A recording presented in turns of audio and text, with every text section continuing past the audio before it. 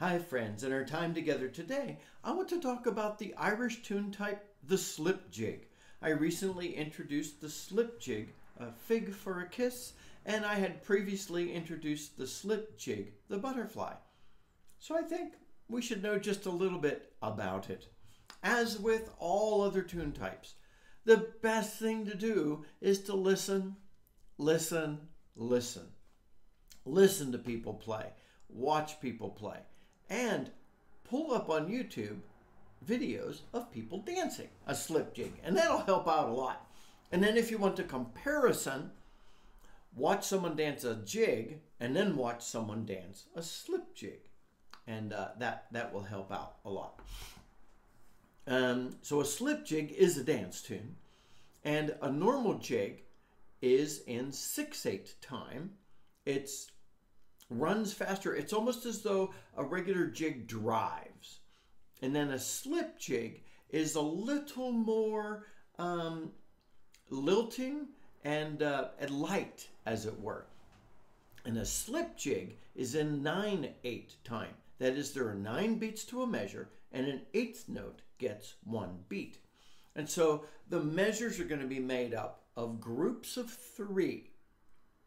That could be like we've seen before, the heavy light, a long short note combination, and some triplets. And there will be triplet runs, but you're going to still see a lot in the slip jig of heavy light combinations. For example, we did a fig for a kiss, and notice the heavy light triplet combos in just that first part of a fig for a kiss.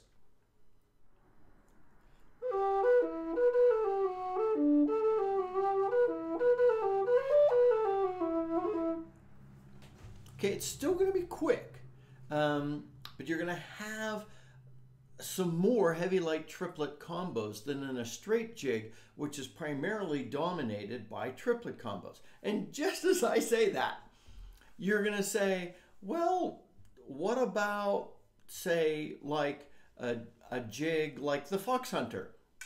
Because it has some heavy light combos. For example, the first section of the Fox Hunter.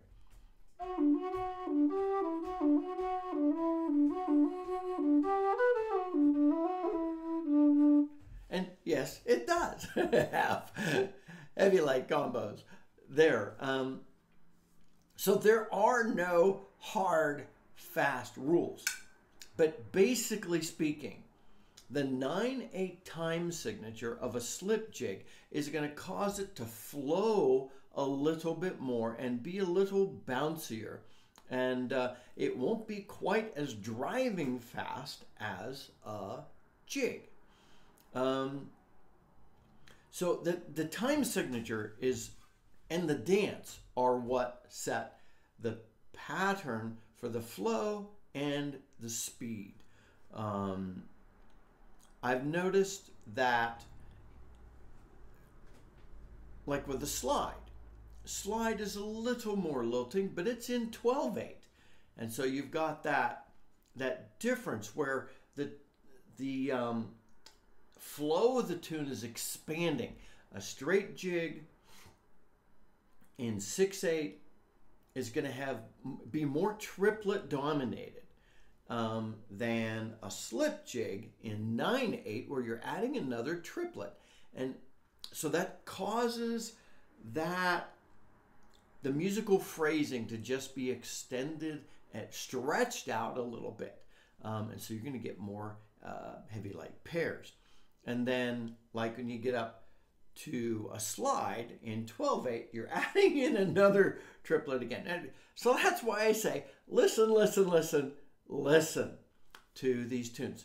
Just pull a number of slip jigs up and listen to them, because you want to get into that dancey flow feel.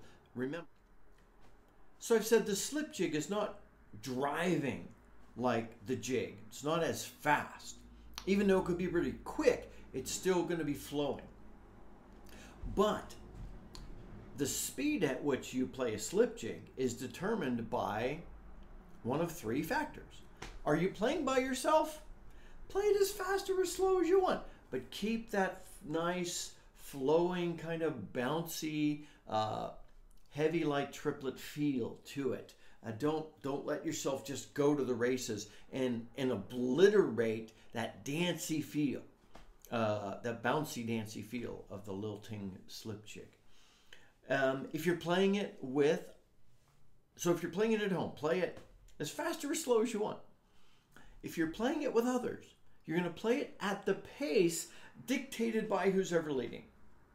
Now, most importantly, if you're playing it for someone to dance, you play it at the speed at which the dancers are going to be comfortable.